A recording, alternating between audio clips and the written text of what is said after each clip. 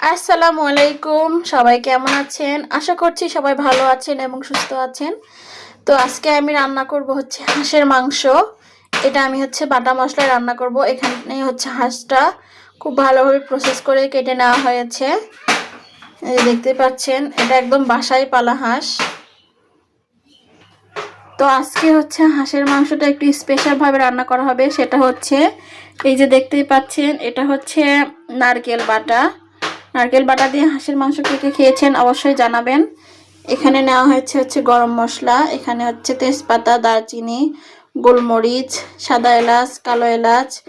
এই যে বললাম আমি বাটা মশলা রান্না করব। এখানে হচ্ছে শুকনো মরিচটা একদম বেটে নেওয়া হয়েছে। আর এই যে এখানে আছে আদা রসুন বাটা। তো আমি এটা হচ্ছে সম্পূর্ণ মাটির চুলায় রান্না করব। আপনাদের দেখাবো কেমন করে আমি রান্না করি, তো সঙ্গেই থাকুন আমার। তো এই যে বললাম মাটির চুলায় রান্না করব। চুলায় হচ্ছে কড়াই বসিয়েছি, এবার তেল দিচ্ছি।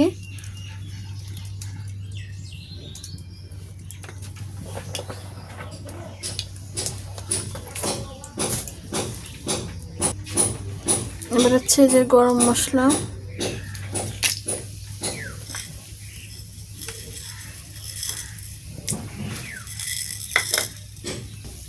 এই যে পেঁয়াজ কেটে রেখেছিলাম, পেঁয়াজ দিয়ে দিচ্ছি।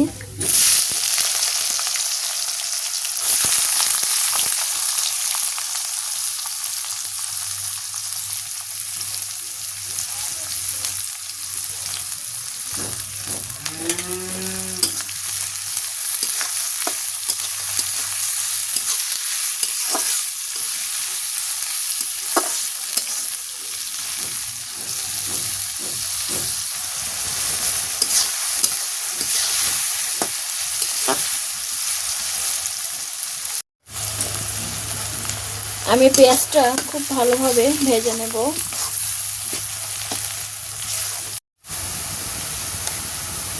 তো আমার পেঁয়াজটা ভাজা হয়ে গেছে, এখন আমি একে একে মশলা দিয়ে দেবো। এটা দিয়ে দিলাম হচ্ছে শুকনো মরিচ বাটা,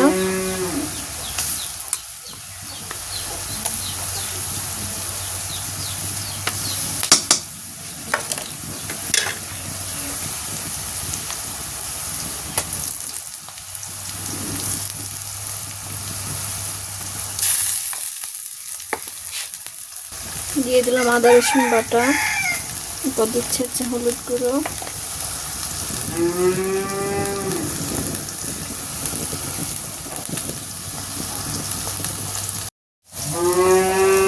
এরপর দিচ্ছি লবণ,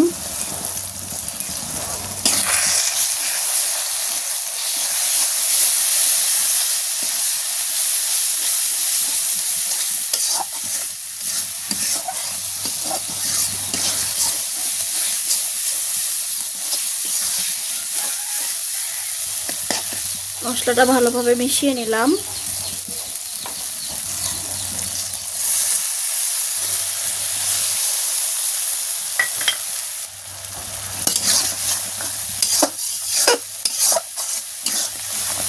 মশলাটা ভালোভাবে কষিয়ে নিতে হবে। মশলাটা ভালোভাবে কষানো হয়ে গেছে, এরপর হচ্ছে নারকেল বাটাটা দিয়ে দিলাম।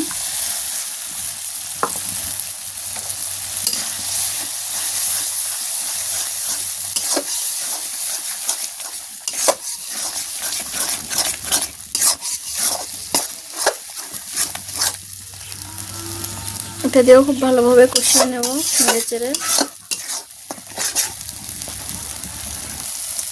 মশলা কষানো হয়ে গেছে, আমি এবার মাংসগুলো দিয়ে দেবো।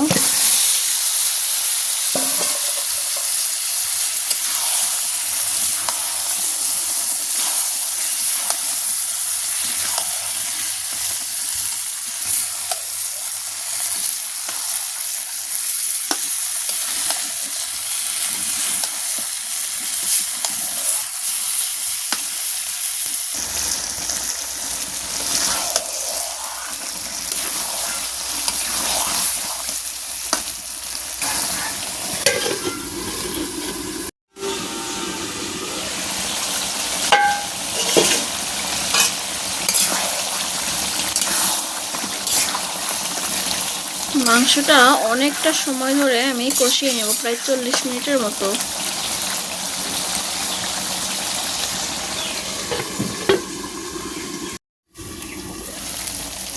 মাংসটা আমার কষানো হয়ে গেছে, দেখুন কত তেল বের হয়েছে মাংস থেকে।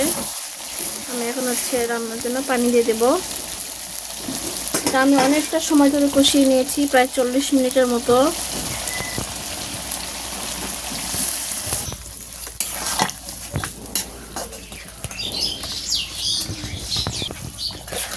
এই যে পানি দিয়ে দিলাম, এবার ঢাকনা দিয়ে ঢেকে আমি রান্না করে নেব।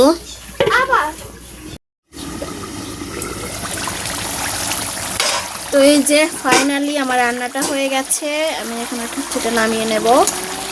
ফিরে আসছি আপনাদের সাথে একদম ফাইনাল লুকে। দেখতেই পাচ্ছেন কত সুন্দর, আসলে আগুনের খুব তাপ, আমি ক্যামেরা ধরে রাখতে পারছি না।